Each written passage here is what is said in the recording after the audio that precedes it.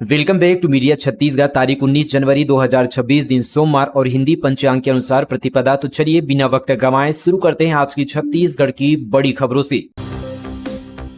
गौमाता और भगवान हनुमान का अपमान, कांग्रेस का बीजेपी पर हल्ला बोल, थाना में गूंजा हनुमान चालीसा। हिंदू आस्था और मर्यादा के प्रतीकों पर हो रहे प्रहार को लेकर छत्तीसगढ़ में कांग्रेस नेताओं ने आक्रामक रुख अख्तियार कर लिया है। अहमदाबाद में मकर संक्रांति के दौरान भगवान हनुमान जी के चित्र वाली पतंग उड़ाने पर कांग्रेस ने कड़ा एतराज जताया है। इसके अलावा भाजपा प्रवक्ता के गौमाता संबंधी बयान को लेकर कांग्रेस कार्यकर्ताओं ने रायपुर कोतवाली थाने का घेराव किया। कांग्रेस नेताओं का आरोप है कि मकर संक्रांति जैसे पवित्र त्योहार के अवसर पर अहमदाबाद में हिंदू धर्म का अपमान किया गया।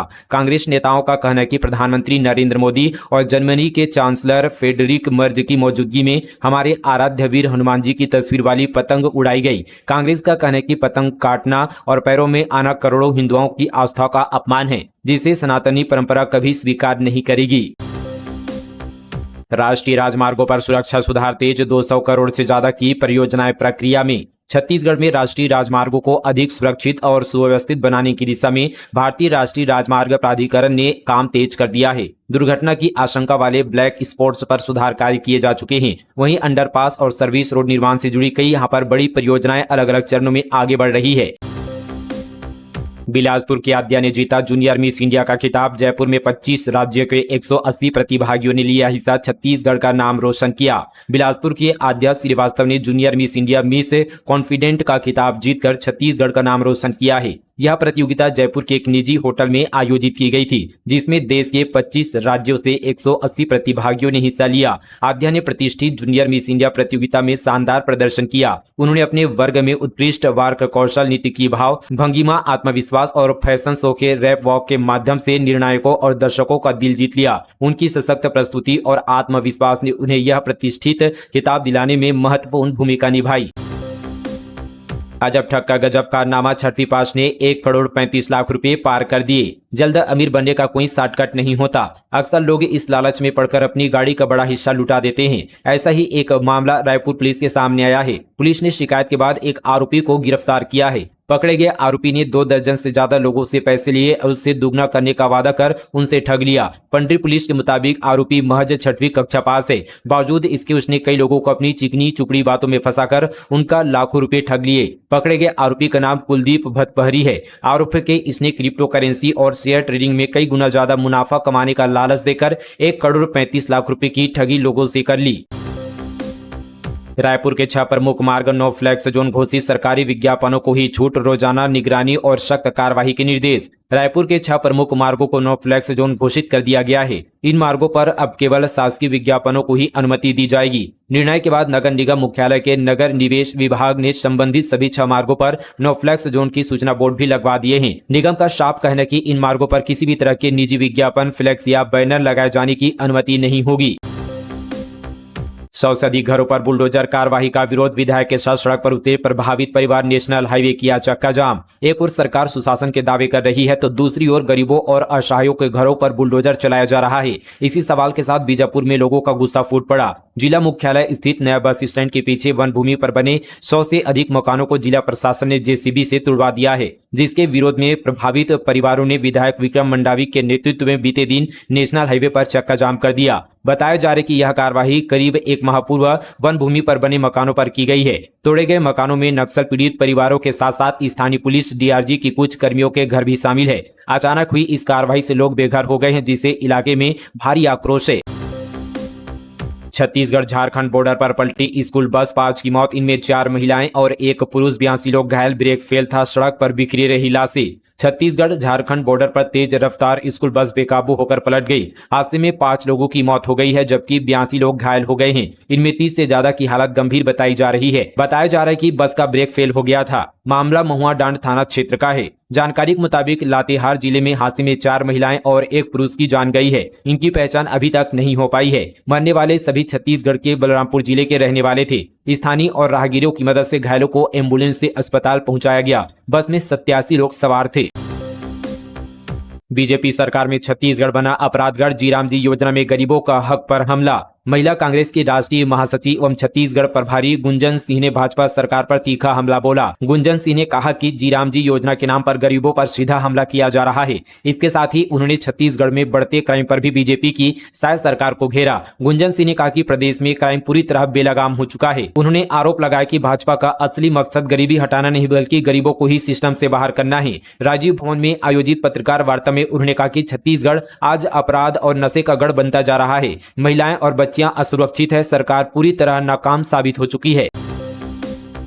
राइस मिल से 16 करोड़ का धान जब्त। कस्टम मिलिंग के लिए 58,000 क्विंटल उठाया। 4,577 क्विंटल गायब। संचालक पर एफआईआर। मिल भी सील। बिलासपुर स्थित Amarnath agro product rice mill की ओर से धान उठाव में गड़बड़ी पाई गई है। इस मामले में एसडीएम मनीष साहू की टीम ने राइस मिल सील कर दिया है। इसके अलावा टीम ने मौके से 54,000 क्विंटल धान जब्त किया है, जिसकी कीमत 16 करोड़ रुपए आकी गई है। अंबेडकर अस्पताल की सांसें अटकी। 2005 की मशीनों से मरीजों का इलाज। कबाड़ के भरोसे राजधानी रायपुर की स्वास्थ्य व्यवस्था। जिन डॉक्टरों ने कोरोना काल में अपनी जान हथेली पर रखकर मरीजों की जान बचाई, उनकी सेवाएं अब सवालों के घेरे में हैं। इसका मुख्य कारण स्वास्थ्य विभाग की मशीनरी का ध्वस्त होना। अस्पतालों में न तो पर्याप्त चिकित्सक है और न ही जांच की मशीनें ठीक हालत में हैं। यह स्थिति प्रदेश के सबसे बड़े सरकारी अंबेडकर अस्पताल की है। इसकी दीवारें तो मजबूत है, लेकिन इसके भीतर का तकनीकी ढांचा पूरी तरह खोखला हो चुका है। डॉक्टर इलाज करना चाहते हैं, लेकिन जिन हथियारों से उन्हें बीमारी से लड़ना है वे ही जंग खा रहे हैं। कोंडागांव के जीवेश का नेशनल अंडर 14 टीम में चयन। बस्तर संभाग के एकमात्र खिलाड़ी जयपुर में करेंगे छत्तीसगढ़ का प्रतिनिधित्व। कोंडागांव जिले के फरसगांव क्षेत्र के 11 वर्षीय जीवेश गाइन का चयन Chhattisgarh school national cricket team under 14 में हुआ है। अपनी बेहतरीन गेंदबाजी और बल्लेबाजी के दम पर जीवेश ने यह उपलब्धि हासिल की है। जीवेश राजस्थान के जयपुर में आयोजित होने वाले नेशनल गेम्स में छत्तीसगढ़ का प्रतिनिधित्व करेंगे। जीवेश की यह उपलब्धि इसलिए भी महत्वपूर्ण है क्योंकि वह पूरे बस्तर संभाग से चयनित होने वाले एकमात्र खिलाड़ी हैं। फिर विवादों में सोशल मीडिया इन्फ्लुएंसर आकांक्षा टोपो इस मंत्री पर की थी अभद्र टिप्पणी। रामानुगंज में सोशल मीडिया इन्फ्लुएंसर आकांक्षा टोपो के खिलाफ भाजपा कार्यकर्ताओं ने थाने में लिखित शिकायत दर्ज कराई है। भाजपा कार्यकर्ताओं का आरोप है कि अपने सोशल मीडिया पोस्ट के माध्यम से छत्तीसगढ़ सरकार के मंत्री रामविचार नेताम के खिलाफ अभद्र और आपत्तिजनक टिप्पणी की है। भाजपा कार्यकर्ताओं का कहना कि इस तरह की टिप्पणियां से न केवल जनप्रतिनिधियों की छवि धूमिल हो रही है, बल्कि समाज में वैमनस्य और तनाव का माहौल भी बनता जा रहा है। इसी को लेकर भाजपा कार्यकर्ताओं ने रामानुगंज थाने पहुंचकर आरोपी सोशल मीडिया इन्फ्लुएंसर के खिलाफ सख्त कार्रवाई और तत्काल गिरफ्तारी की मांग की है। डीएमएफ का कथित मिसयूज। केंद्र ने छत्तीसगढ़ सीएस को पत्र जारी किया। तत्कालीन कलेक्टर पर निजी फायदे के लिए 26 करोड़ मंजूर करने का आरोप। कोरबा में डिस्ट्रिक्ट मिनरल फंड के कथित दुरुपयोग के मामले में केंद्र सरकार ने छत्तीसगढ़ के मुख्य सचिव विकासशील को स्मरण पत्र जारी किया है। यह कार्रवाई भाजपा के वरिष्ठ आदिवासी नेता और पूर्व गृहमंत्री ननकीराम कंवर की शिकायत के बाद की गई है। शिकायत में बालकों से संबंधित सड़क निर्माण के लिए डीएमएफ फंड के गलत इस्तेमाल का आरोप है। दरअसल ननकीराम कंवर ने शिकायत की थी कि दर्री ध्यानचंद चौक से बजरंग चौक परसाभाठा बालकों तक की सड़क के लिए तत्कालीन कलेक्टर अजीत बसंत ने बालकों को निजी फायदे के लिए लगभग 26 करोड़ रुपए स्वीकृत किए थे। 1 करोड़ गार्ड्स बनेंगे फर्स्ट रिस्पॉन्डर। बिलासपुर में केएफसी के राष्ट्रीय अध्यक्ष बोले, नए कानून के तहत प्राइवेट सिक्योरिटी गार्ड्स का वेतन एक समान होगा। प्रधानमंत्री नरेंद्र मोदी सरकार ने देश की आंतरिक सुरक्षा मजबूत करने के लिए 15,000 करोड़ रुपए सिविल डिफेंस ट्रेनिंग के लिए स्वीकृत किए हैं। यह राशि राज्य को आवंटित की जा रही है, जिससे प्राइवेट सिक्योरिटी गार्ड्स को प्रशिक्षण दिया जा सके। ग्रामीण बच्चों की शिक्षा में बदलाव की बिहार युवा पंचायत पदाधिकारी खुद संभाल रहे मोर्चा। औचक निरीक्षण से सुधर रही है गुणवत्ता। ग्रामीण अंचलों में अब शिक्षा को लेकर सोच बदल रही है। पंचायत स्तर पर पढ़े लिखे और जागरूक युवा जनप्रतिनिधि यह मानने लगे कि अगर आज ग्रामीण बच्चों की शिक्षा की नींव मजबूत नहीं की गई तो वे शहरी बच्चों से प्रतिस्पर्धा में पिछड़ जाएंगे। इसी सोच के तहत अब पंचायत पदाधिकारी खुद स्कूल में पहुंचकर पढ़ाई की गुणवत्ता का जायजा ले रहे हैं। इस दौरान वार्ड पंच आदर्श ठाकुर ने कहा कि बच्चे देश का भविष्य हैं और इनकी शिक्षा की जिम्मेदारी समाज के हर जागरूक नागरिक की है। करोड़पति डीटीओ के घर भतीजी ने की 5 करोड़ की चोरी। बॉयफ्रेंड संग 4 किलो सोना 15 लाख कैश चुराए। अयासी की फरार आरोपियों पर 10,000 का इनाम। जसपुर जिले में करोड़पति डीटीओ यानी district transport officer Vijay Kumar के घर 5 करोड़ की चोरी हुई है। वारदात की मास्टरमाइंड अफसर की भतीजी मीनल निकुंज समेत 5 आरोपी पकड़े गए हैं, लेकिन 4 आरोपी अभी भी फरार हैं। मामला नारायणपुर थाना क्षेत्र का है। धर्म, बीमारी और गरीबी के बीच फंसा आदिवासी परिवार कुष्ठ रोग से पीड़ित होने की वजह से पंचायत ने गांव से किया बेदखल, अब मदद की लगाई गुहार। दंतेवाड़ा से एक ऐसी तस्वीर सामने आई जो सिस्टम और इंसानियत पर सवाल खड़ी करती है। यह कहानी एक आदिवासी युवक की है जिसका धर्म बदलना और बीमारी से जूझना उसके पूरे परिवार के लिए सजा बन गया है। सुकमा जिले के तोंगपाल ब्लॉक के कुमका कोलेंग गांव से इंसानियत को शर्मसार कर देने वाली तस्वीरें सामने आई है। गांव का रहने वाला बामन मंडावी, जिसने ईसाई धर्म अपनाया और वह कुष्ठ रोग से पीड़ित है, उसे गांव की पंचायत ने फैसला सुनाकर उसे गांव से बेदखल कर दिया है। पंचायत के इस एक फैसले ने बामन की पूरी जिंदगी को नरक में बदल दिया है। पत्नी की 3 साल पहले बीमारी से मौत हो चुकी है। अब बामन अकेले अपने 2 मासूम बच्चों के साथ जिंदगी की भीख मांग रहा है। आज बामन और उसके बच्चे दंतेवाड़ा के पतारस इलाके में सड़क किनारे बने एक त्रिपाल की झोपड़ी में रहने को मजबूर है। 1 महीना हो चुका है, लेकिन यह ठिकाना भी स्थायी नहीं है। बच्चों की पढ़ाई छूट चुकी है। एक मासूम जूते चप्पल की दुकान पर काम करता है और दूसरा अपने बीमार पिता के साथ भीख मांगने निकलता है। रायपुर में 6 गांजा तस्करों को 10-10 साल कैद। कालीबाड़ी में 10 किलो गांजा बेचते पकड़ाए थे, वैध दस्तावेज नहीं मिलने पर कार्रवाई। रायपुर की एनडीपीएस एक्ट कोर्ट ने गांजा तस्करी के एक बड़े मामले में 6 आरोपियों को 10-10 साल की कठोर कारावास की सजा सुनाई है। मामला दिसंबर 2024 का है। रायपुर पुलिस ने कालीबाड़ी चौक क्षेत्र से 3 युवकों को गांजा बेचते गिरफ्तार किया था। तीनों के कब्जे से कुल 10 किलो गांजा बरामद हुआ था। तीनों आरोपियों के पास से गांजा रखने का कोई वैध दस्तावेज नहीं मिला। पूछताछ में सामने आया था कि तस्कर रवि साहू इस पूरे नेटवर्क का संचालन कर रहा था। इस मामले में कोर्ट ने सजा सुनाई है। धर्मांतरण के खिलाफ जारी मुहिम का बड़ा असर। इस गांव के 200 लोगों ने ईसाई धर्म त्याग कर दोबारा अपनाया सनातन हिंदू रीति रिवाज से की घर वापसी। कांकेर जिले के आमाबेड़ा में धर्मांतरित व्यक्ति के शव को दफनाने को लेकर हुई हिंसा के बाद घर वापसी का दौर तेजी से चल रहा है। प्रदेश में धर्मांतरण के खिलाफ जारी मुहिम का असर भी दिख रहा है। इसी कड़ी में कांकेर जिले के पीड़ापाल क्षेत्र से एक बड़ी खबर सामने आई है, जहां पर 200 से अधिक ग्रामीणों ने ईसाई धर्म छोड़कर अपने मूल सनातन धर्म में वापसी कर ली है। सभी ने हिंदू रीति रिवाज से पूजा पाठ कर घर वापसी की है। साथ ही हिंदू समाज के लोगों ने इन सभी का स्वागत किया है। सुपेला संडे मार्केट में अतिक्रमण पर चला बुलडोजर, ट्रैफिक की व्यवस्था दुरुस्त करने कार्रवाई। शिवलिंग चबूतरा हटाने पर विवाद। दुर्ग शहर की बिगड़ती ट्रैफिक व्यवस्था को सुधारने के लिए अतिक्रमण हटाने की कार्रवाई की गई है। भिलाई नगर निगम और पुलिस प्रशासन ने बीते सुबह सुपेला संडे मार्केट से पूरा बेजा कब्जा हटा दिया है। मार्केट में 150 दुकानों के बाहर लगने वाले ठेले और अस्थायी निर्माण पर कार्रवाई हुई है। इस दौरान शिवलिंग चबूतरा को हटाने पर विवाद की स्थिति भी बनी। हालांकि पुलिस की समझाइश के बाद चबूतरा तोड़ दिया गया। वहीं सुपेला के दुकानदारों ने इस कार्रवाई का सपोर्ट किया है। उन्होंने इसे सही बताया है। वहीं मानवता के नाते कुछ व्यापारियों ने कार्रवाई में लगे निगम, अमले और पुलिस के लिए नाश्ते की व्यवस्था की। बताया जा रहा है कि कार्रवाई अगले संडे भी होगी।